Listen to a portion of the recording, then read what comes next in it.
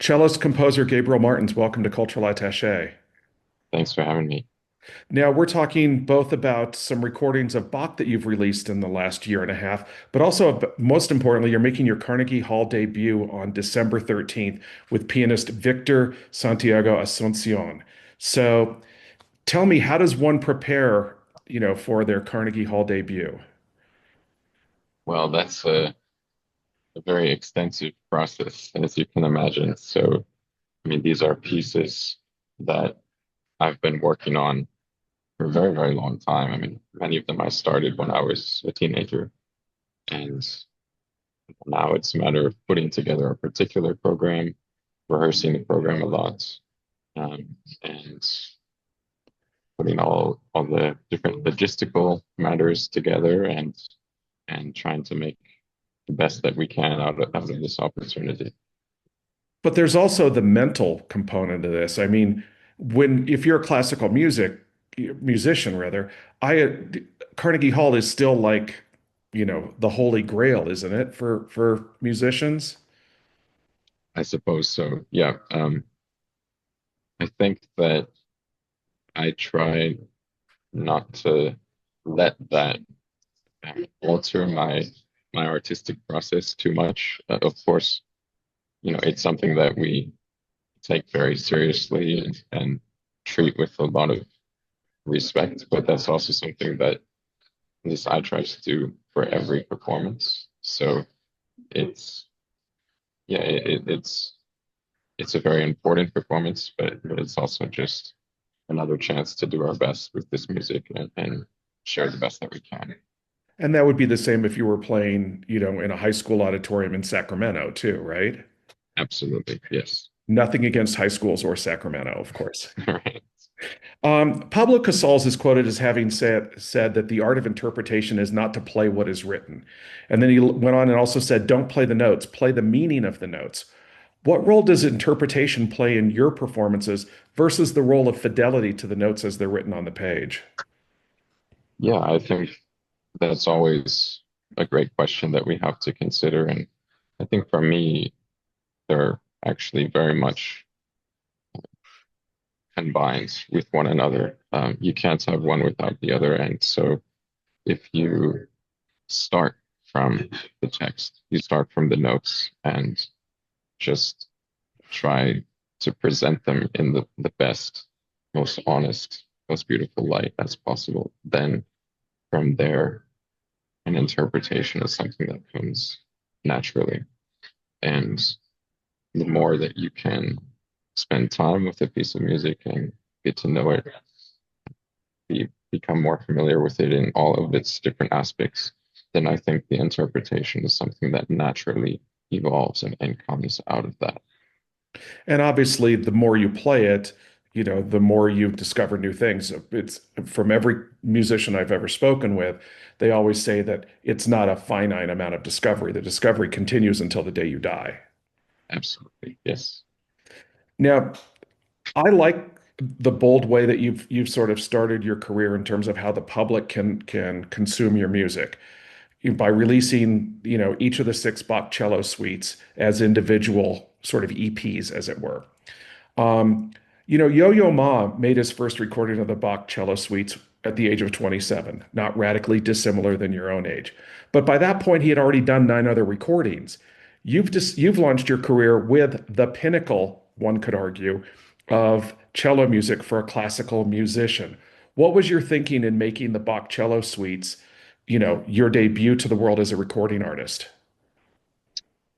Well, for for one, the box suites are always the music that have been most important to me in my life. And it's something that I've spent certainly more time on than any other music. And so when I decided to record those, I also had in my mind that this would not be the last time I would do it. So it's, many cellists throughout history, they record the box suites once, and then 10 years later, they do it again. And 10 years after that, maybe they do it again. And so this was for me, I wanted to have a record, at least at this place in my life, of a version of it, and then I'm sure I'll come back to it at some point and do a new version. They were released sporadically, starting with 2 years ago. Um, did you record them all at once, over one session, or did you record them prior to releasing them? Yes, I recorded them all separately, individually at different points. So the idea with that is, well, to do all 6 weeks at once is about 2.5 hours of music. So it's a lot of music to prepare, and it's certainly possible to do it all at once. Several cellists will perform all 6 weeks in one day. I've done that once in my life so far, but when you play that much music at once, inevitably you can't give as much individually to each specific one, because you just can't put the same amount of preparation into each one. So my idea was to do one at a time and really give everything I can to it.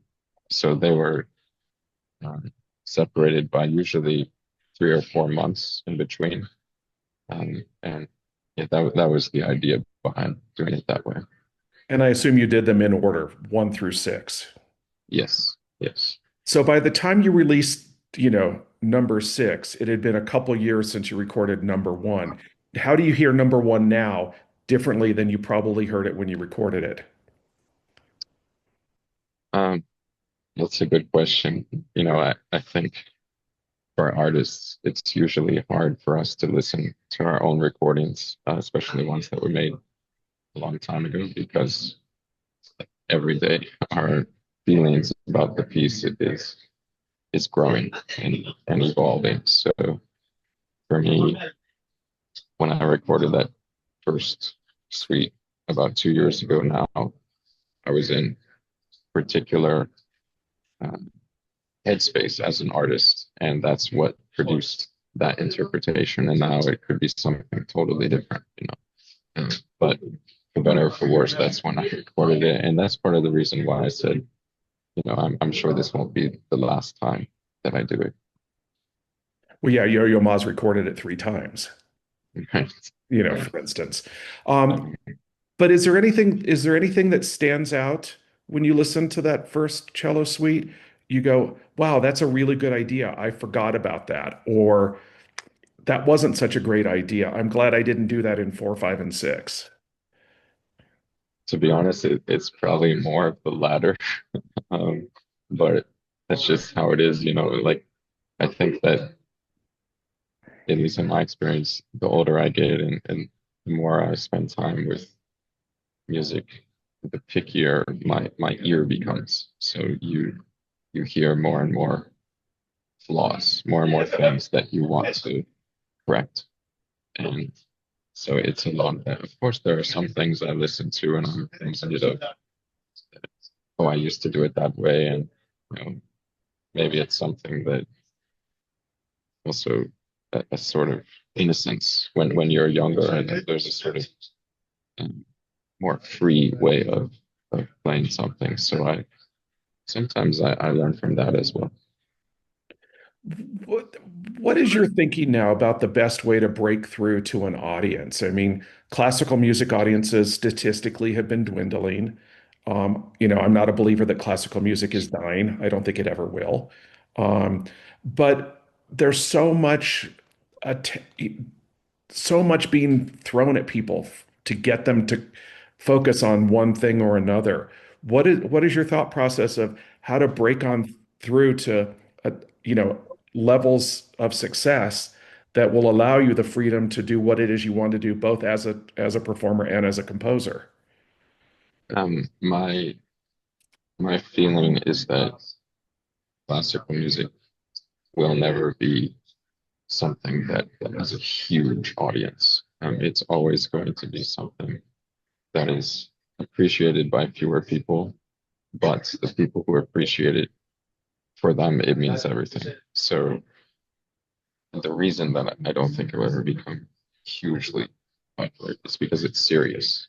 By and large, it's very serious music. And when you sit down, you have to allow yourself to enter this experience that is very emotional, and it can be very draining, and it's something that most people, after finishing a long day at work, they just want to relax, and for that reason, it's something that I think will remain sort of niche.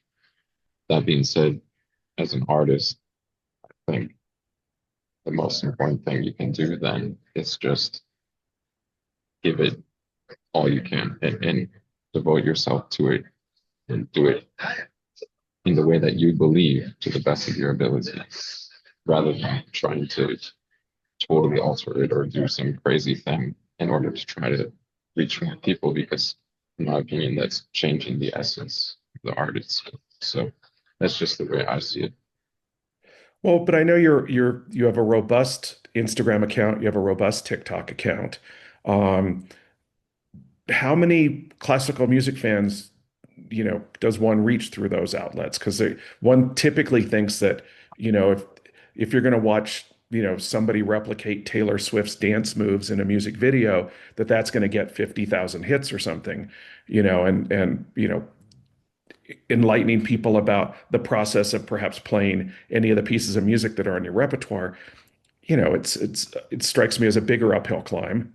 But, are you finding that that niche audience also exists in these platforms and that makes it the right move for you right now? Absolutely. I mean, if there wasn't that niche audience, this wouldn't be possible, because nobody would be interested in it. So yeah, there definitely are people who, as I said, it means the world to them, and those are the people that I think we should try to be playing for. What kind of pressure is there, as a young artist to sort of make a name for yourself quickly? You have a lot of awards behind you. You've got this great opportunity at Carnegie Hall in December, but people kind of have to know about that.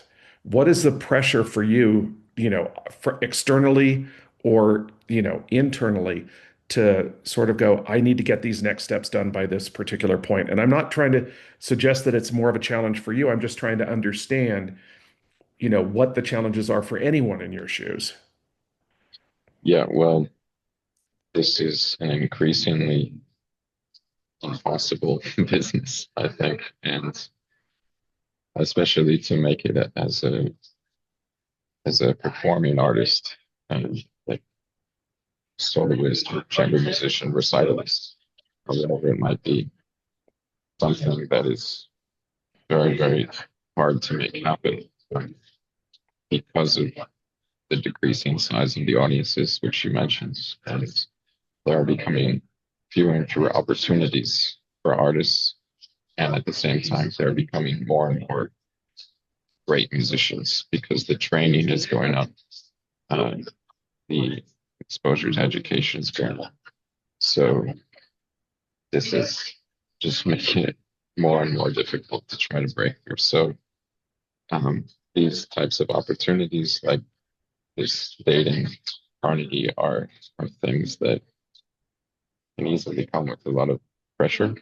Um, but I try to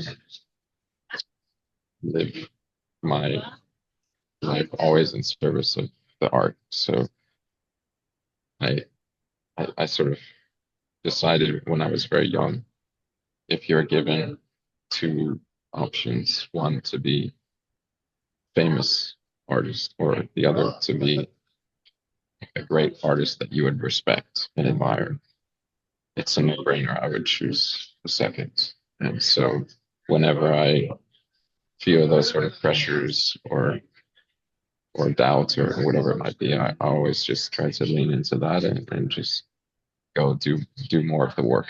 Yeah.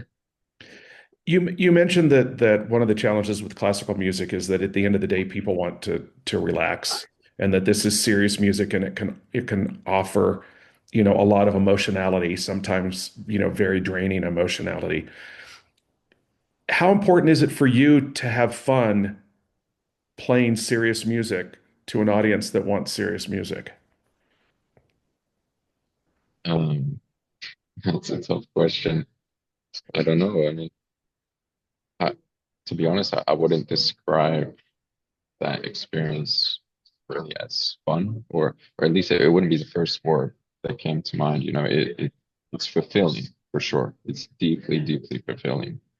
Um, but being a very emotional art form, when you do a performance and you devote yourself to that emotion, it it can be a very tough experience, and that's one of the challenges as a performer. To be able to go into that mindset and present that in a performance, and then the rest of your life, like just be happy and easygoing, and however you want to live your life. And so that's certainly a balance that you have to figure out. But is there joy in playing serious music? I mean, that's what I'm trying to find out. What's the joy, because I think I, as an audience member, along with a lot of people I know, want to know that the artist that I'm watching is actually enjoying what they're doing. Again, I would describe it as feeling fulfilled, feeling fulfilled. Um, yeah, joy is not the first word I would use to describe it. Okay, fair enough. When you were mapping out the program for Carnegie Hall, what were the priorities that you had so that people could get a great sense of who Gabriel Martins is as an artist? Well, this was first, just to mention, this was very much in collaboration with the pianist Victor Santiago Sicción. So we created this program together, and we wanted to feature as many different sides of music as we could, at least of the music that we love to play and that we care about. So this program goes all over the place from Bach, from the Bach suites, to Pinastera, to Brahms. So it it features many different sides of what music can be. Tell me about the Ginastera. I'm a big fan of Ginastera's work. The Miro Quartet just released a great album of this of the string quartets. How does that music resonate with you most? Yeah, well, he was certainly one of the greatest Latin American composers ever. Some might even say the greatest. And his music is very unique in that he encapsulates a totally fresh, new style of composition. And um, it's often extremely vibrant, both in terms of sound and color, but also rhythm. And piece of word playing, which is the Pampiana number two, uh, is a perfect example of that, where it's only about 8 minutes long, but you go from all sorts of extremes, musical extremes. And so this was a piece that we felt certainly had a place in that program. When you're performing in front of an audience, what is your philosophy about the best way to present the music? Because there are a lot of artists, and I'm not going to name names, but there are a lot of artists who feel like the best thing to do is to be as showy as possible. There are other artists who just want to be sublime and let the music take over. And I'm assuming you fall into the latter camp. But how much does your live performance style get sort of processed in a way so that you can get the result you want from the people who are watching and listening to you? That's a great question. It's something I've been thinking about a lot recently, actually, because I find that when, for example, when you're recording in the recording studio, you have this very peaceful environment where there's no distractions, there's nobody there, and it's just you and the music. And for me, that's a situation where I feel I can really thrive in, because I I feel that I can I enjoy creating music for music's sake, and even for no other reason, that's enough for me. Whereas a lot of people, a lot of my colleagues, they feel straps doing that, and they feel they have to play for people. And so when I take that into a live concert, I think my approach is similar to that in that I create this music on stage in this sort of world. And I hope I'm inviting people to come in and be part of that world. And so I never want to be forcing things on people, like forcing people to listen to stuff. That's my worst nightmare. It's just, I want to create something that I believe is meaningful and that I enjoy hearing myself, and then to invite people into that. You have a really robust repertoire of pieces that are part of what you can provide for an audience, at least according to your website. Is there music that scares you to perform that you feel like is so daunting I can't possibly take it on now? Um, yes, yeah, many pieces in many different ways. Um, the music of Bach, even though it's the music that I play the most, it's daunting to perform it because I it matters so much to me.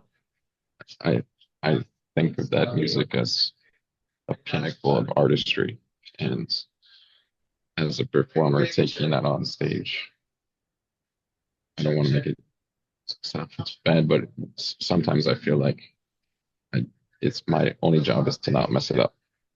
Yeah, it's not like it's not even that I have to do something special with it necessarily. It's just like don't mess it up. Like just present it as it is.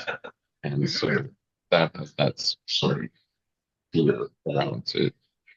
Whereas other pieces, it's purely for technical reasons where it's like just really, really hard.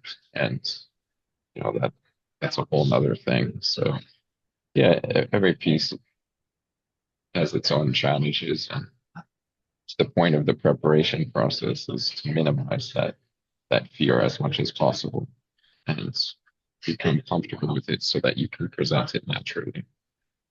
Like there are certain, let's say an opera singer who say, I can't take on this role until I've accomplished X, Y, and Z.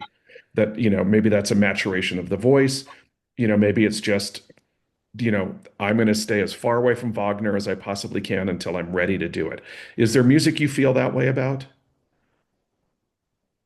Um, I know a lot of people who do. Personally, I've since a young age, I had a very different process where my first teacher growing up, her philosophy was play everything as soon as possible so that you begin to become part of it. So that when you play it again 10 years later or 20 years later, you already have an experience with it. So you're already sort of developing everything around it. So that's more of the approach I take now, where it's like I just put something off and then in a way it's like procrastinating and then you just take it up at the last possible minute and you have very little time with it. So I prefer to have as long as possible to prepare a piece.